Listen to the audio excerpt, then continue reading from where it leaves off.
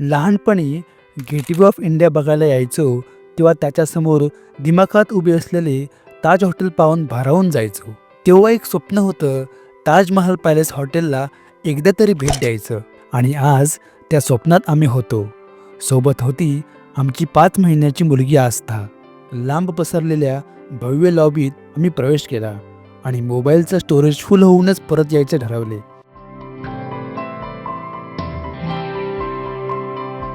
ताजच्या खिडकीतून हा नजारा बघण्यासाठी मी सी लॉन्च बुक केला होता.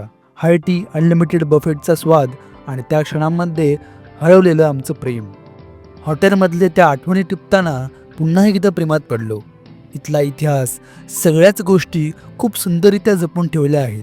थोडेसे फिरून आणि अगणित फोटो काढून एक अविस्मरणीय दिवस अनुभवला.